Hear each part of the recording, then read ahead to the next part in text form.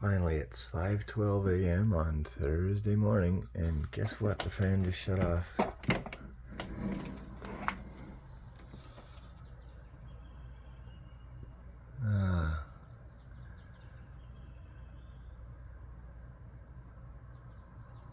That's ridiculous. All that noise all night.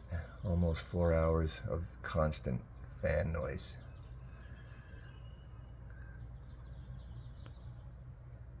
I can leave the window open, but it's too late for any sleep.